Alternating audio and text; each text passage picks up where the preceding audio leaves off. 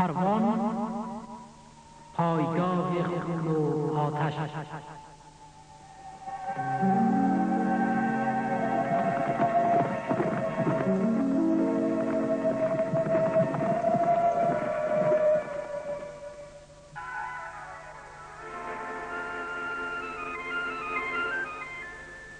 ولایت پروان بنا بر داشتن نقاط استراتژیک و از لحاظ موقعیت خود باعث یگانه راه اتصال مرکز با ولایت شمال از آغاز مورد توجه روس‌ها قرار داشت. میدان هوایی بکرام که برای بقای رژیم کمونیستی اهمیت حیاتی داشت با وسیله فرقه 108 تفنگدار غند هوابرد و لشکر 62 روس‌ها اشغال گردید. زمستان 1358 با اثر حمله شبانه مجاهدین علاقه‌داری کوهسافی فتح گردید.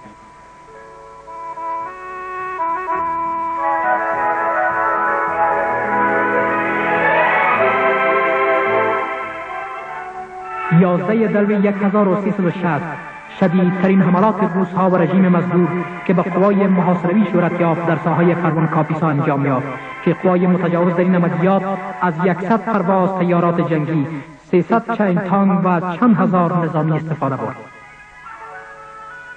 بنابر حملات شدید روس‌ها بر مناطق مسکونی مردم ناگزیر شدند تا به مناطق مسکون پناه ببرند که هنگام عبور از شوخی و سولانک بیش از 1000 مسلمان در دریا غرق شدند و پروان برای مدت طولانی تحت ضربات زمینی و هوایی قرار گرفت.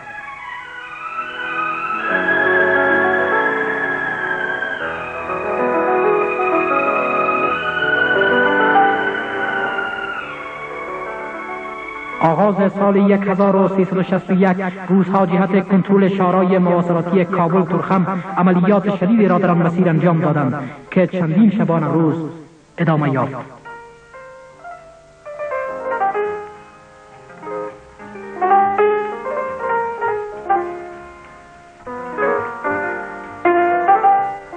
کسانی که قدرت نظامی و امکانات جنگی لشکر سرخ و مجاهدین را به مقایسه می‌گرفتند نمی‌توانستند بپذیرند که مجاهدین قدرت ایستادگی در برابر سلاح‌های پیشرفته و مخرب روسی را داشته باشند.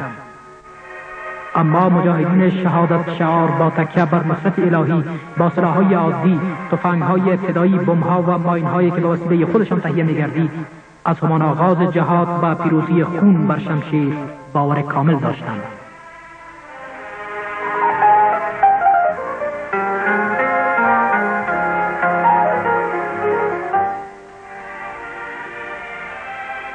خشون سرخ و مزدورانشان در اکمال و استحکام جبهات خود هیچ مشکلی نداشتند، زیرا تیارات ال-74، آنتونوف، هلیکوپترها و ترانسپورت مجهز زمینی را در اختیار داشتند.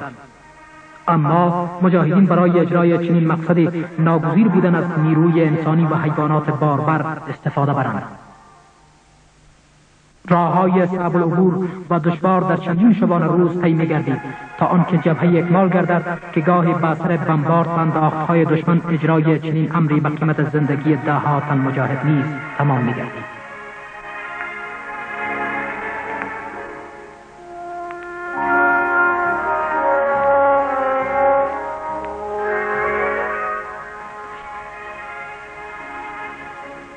رژیم مزدور برای آنکه بتواند اجیران خود را به جنگ تشویق کند برگزاری محافل فسق و فساد و کنسرت‌های دختران را در قشله‌های عسکری وسیله قرار میداد و به این ترتیب عناصر سستیمان را به صفوف خود میکشاند. اما در برابر مجاهدین قبل از عملیاتها به تلاوت کلام خداوند میپرداختند و با سجده بر بارگاه ایزد متعال دعای پیروزی اسلام بر کفر را تجدید مینمودند و پیش از راهی شدن به جبهه از سایه متبرک فرعون عظیم الشان گذشته و نیروی معنویشان را که در حقیقت عامل اصلی پیروزی بود تقویت میبخشیدند. روس‌ها در عملیات‌های خود بنابر مشوره‌هایی که از سازمان جاسوسی خاد و رئیس عیاش آن در میافتند در جهت از بین بردن بناهای اقتصادی مردم اقدام می‌نمودند. کشت و زراعت مردم را با آتش می‌کشیدند، مزارع و کشتزارها را با تانک‌های غول‌پیکر از میان می‌بردند و حتی حیوانات را هدف آتش سلاح قرار می‌دادند. زیرا فکر می‌کردند با چنین وحشتی مردم از مجاهدین فاصله خواهند گرفت، بیخبر از آن که چنین اقداماتی باعث می‌گردد تا مردم بیشتر به تقویه صفوف مجاهدین بپردازند.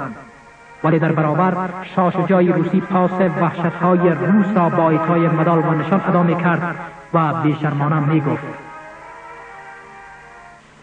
در کشور ما میگویند قبل از اعمار خانه همسایه خود را انتخاب کن.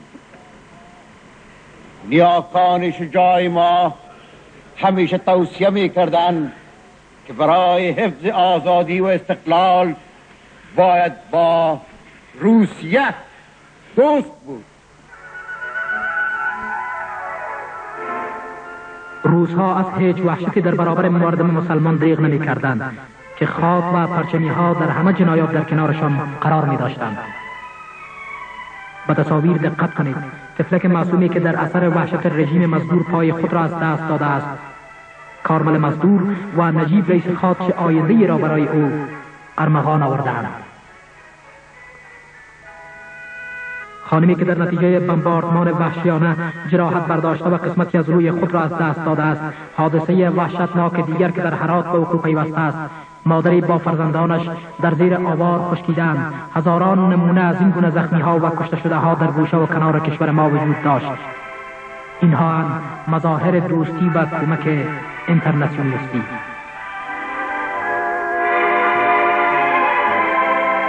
سید یحیی یکی از قماندانان معروف جهاد در رابطه با وحشت روس‌ها میگوید: حتی پیرزنایی را ما شمیریم و بیاد داریم که در کمر ازا دینامیت بسته کردن و یا را منفجر ساختن. ما بیاد داریم که از گوش مردم در طالقان میخ کردن و رودایش همراه برچه کشیدن. ما بیاد داریم که گهوارا را همراه طفل یک جای روسا با آتش کشیدن.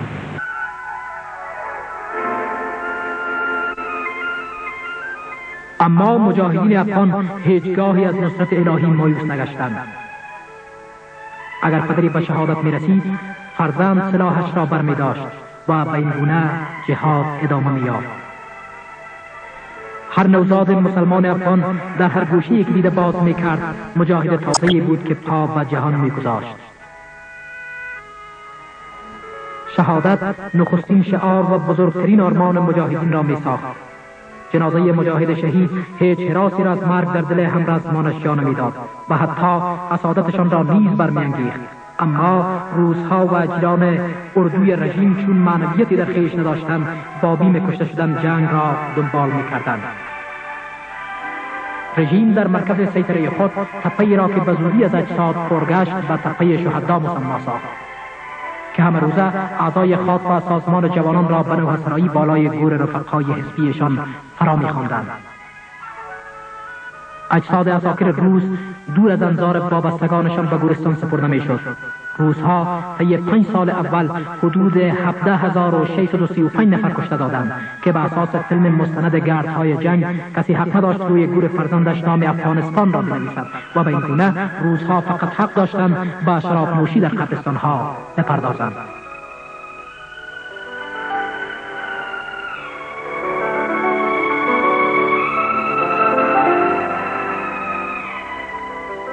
رژیم ادعا میکرد که گویا مجاهدین در محلات مانع تدریس در مکاتب میگردند، اما برعکس در مناطق آزاد شده در حالی که مکاتب با وسیله تیارات رژیم همواره مورد بمباردمان قرار میگرفت، فرزندان مجاهد افغان دروس خود را تحت پروگرام‌های منظم اسلامی تعقیب مینمودند که در آنها ضدیت با اندیشه‌های مارکس و لنین در قدم نخست مورد نظر بود.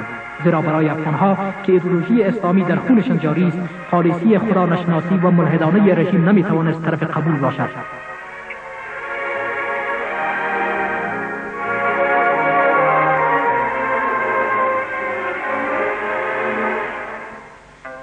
روس‌ها که در آغاز اساکری از سرزمین‌های آسیای میانه را نیز در ترکیب لشکر خود داشتند، متوجه می‌شوند که پیوندهای دینی و فرهنگی آنان را به مجاهدین نزدیک نموده است.